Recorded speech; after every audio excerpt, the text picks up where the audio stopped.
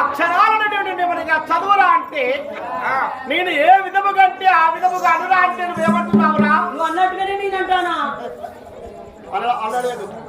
నాకు ఇది వేస్ట్, ఇది మాకు ఇష్టం లేదు, అందుకే చదువు సార్ అని చెప్తే నచ్చలేదు. ఏమనిగా తెలుగు రాదు? రాదు. ఇంగ్లీష్ అయితే ఫుల్గా ఏబిసిడి ఏందిరా బోసిడి. అరే దీనికి కూడా మంచిలేదా? ఏ అక్షరము చెప్పినా దానికి మనకి ఆన్సర్ ఇవ్వడం లేదు. ఆన్సర్ ఇవ్వడం రాస్తాను నేను. తప్పు మాట్లాడుతున్నావు. నేను తప్పు మాట్లాడతాను. మళ్ళీ అంటావు గొల్లి పట్టుకుంటావు ఏమన్నా అంటే వెళ్ళంటే నా గొల్లి పట్టుకున్నా. ఇక ప్రధాని అంటే ప్రధాని అనగా ఎంత ఓపిక ఉండాలని. ఎంత ఓపిక ఉంటుంది? ఇక బలకించొచ్చు అనుకుంటా. ఓపిక తొక్కుడు బండకి ఎంత ఓపిక ఉంటాదో అంత ఓపిక కుక్కదోడుకొని మీద తొక్కుడు బండ వేసుకుని అలా అనుకుంటే ఏది రాదు నాకు. అమ్మాయితో ఎలా మాట్లాడాలి, అబ్బాయితో ఎలా మాట్లాడాలి, రాజుగారితో ఎలా మాట్లాడాలని అన్ని నీకు తెలుసును కాబట్టి ఓపిక ఎక్కువ ఉండవలను. సరే బాధ్యత ఏం చేయమంటారు మరి? ఇప్పుడు నువ్వేమన్నావు? విడివిడిగా చెప్పు. గట్ట చెప్తే నాకు రావు. సార్ కూడా నీ దగ్గర చెప్తే నాకు రాదు. విడివిడిగా చెప్పద్ది అన్నారు. విడివిడిగా చెప్తే చదువుతారు కానీ ఎవరన్నా చెప్పాలి పిల్లలకి. సరస్వతి ఓ నామా శివాయ గులాబిదం.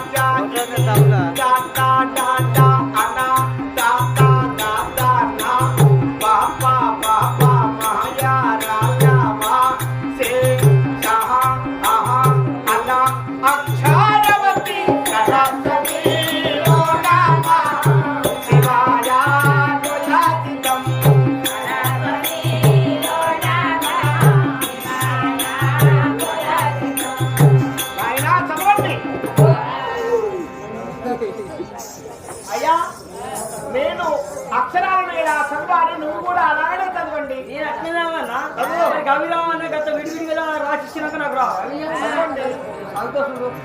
మరి ఏదైనా మొక్కుపోయినట్టు అయితే సిగ్గు పట్టినట్టు అయితే నువ్వు మరవడదు. మరి నేనే మరవడదు. అయ్యా ఇంటికాడ ఫోటో వేసుకున్నా, మళ్ళీ వచ్చినాక వేసుకున్నావు. ఇక్కడ మళ్ళీ ఎందుకు వేసుకున్నావు? అంత కాగపడాలి.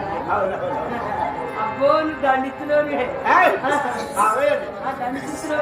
చదువుతాను ఇంకా. సరే చదివో నామా శివాయ నా కొల్లాసితం.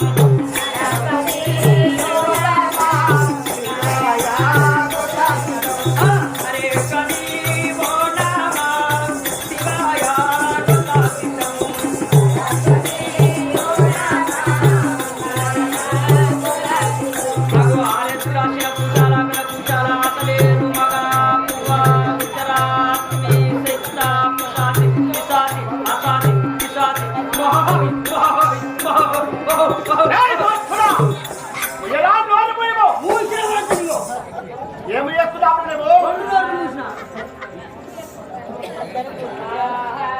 నువ్వు చెడుగా మాట్లాడుతున్నావు. నువ్వు అన్నట్టుగానే నేను మాట్లాడే తెలుసా? అవునా? ఏ కార్తీలో ఏ ఆన కొట్టాలి, ఏ కార్తీలో ఏ మూలకు నేను బర్రెలు మేపాలి, బర్రె జీతం నాకు ఎక్కడ రావాలి అని నేను ప్రార్థన చదువుతాను. ఎవరికి చదువుకున్నాడు అనుకో నౌకరు వచ్చింది ఎవరు చెప్తాను. డిగ్రీ చదివినా కూడా ఏమి లేదు, వ్యవసాయం చేసుకొని బతుకుతాను. చదువులు సంగీతము గొప్పగా నేర్చుకున్నాము మేము.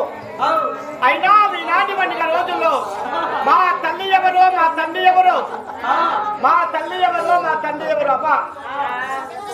ఈనాటి వంటి రోజున మరి బలపతాగిరి పట్టం పరిపాలించండి మా తండ్రి అయినా బలపత మహారాజు, మా తల్లి అయినా నీలావతి దేవి వారి గర్భములో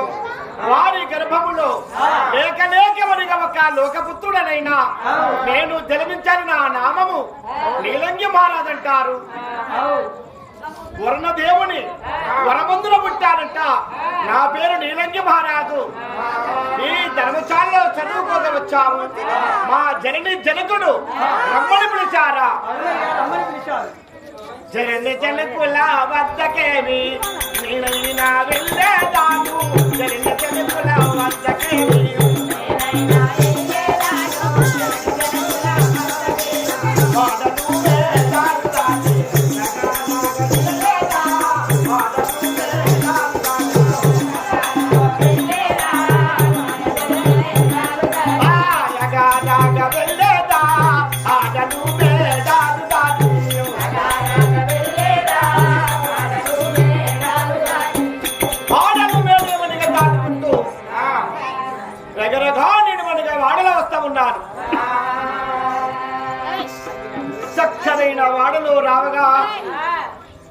చక్కరైన వాడలో రావగా ఎర్రని ఒక్క గురియ ఎర్రని వనిగా గురియ ఆ తోలు అగపడ్డారు.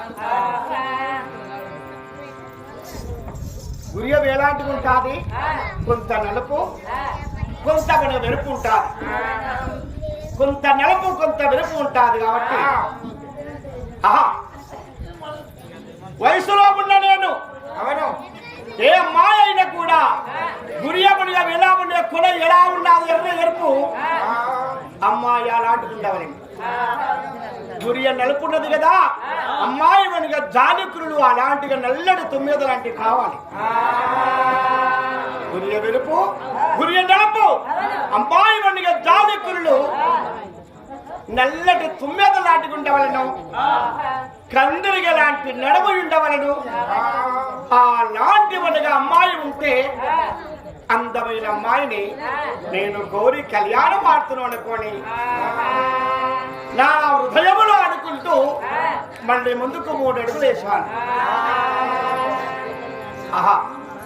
ఒక తల్లి అయినా దేవాలయానికి వెళ్ళి దేవుడి గోడిగా పూజ చేసి కొన్ని పుష్పాలను మరచి రావగా 5 మల్లె పూలు ఆ గాలిలో పడ్డావి. 5 మల్లె పుష్పాలు చూశాను. ఎంత ముద్దొస్తున్నావే ఈ మల్లె పూలు, ఎంత ముద్దొస్తున్నావు ఈ మల్లెపూలు. మల్లెపూల చూడగా నాకెంతో ఆనందం అనిపిస్తున్నారు. నా కాబోయే అమ్మాయి గురి ఎవరికి ఉండాలి, గురి నలుపు ఉండాలి, అమ్మాయి గాలి కుర్లు నల్లడి 9 లాంటివి ఉండాలి. అమ్మాయి వనగా ఎలా ఉండాలి? 5 మల్లె పుష్పాల కన్నా 5 మల్లెగా పూల కన్నా అడబాగా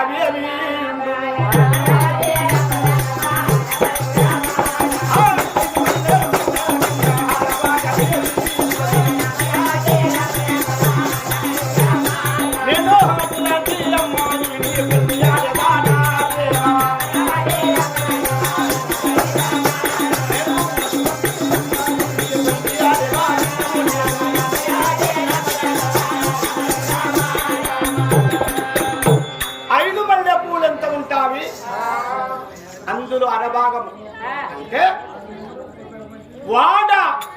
వాడలో రావగా మల్లె పుష్పాలు చూసి 2.5 మల్లె పూలు ఎంత ఎత్తుంటాయో అంత వదను గల్ల అమ్మాయి కావాలి అని నా మనసులో ఆలోచన పడి రాజుల వాడకు రగరగా చేరుకున్నాను. బాబునికి వందనాలు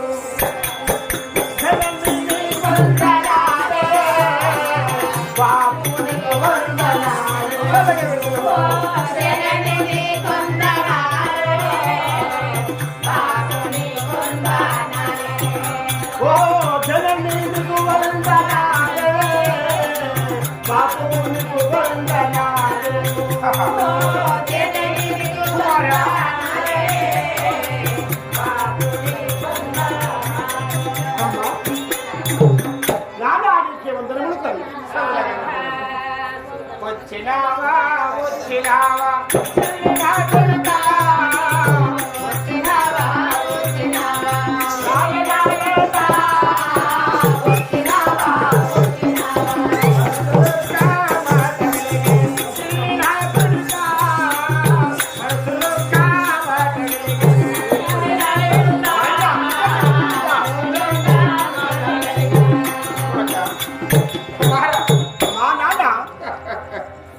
నా కొడుకును చూడగా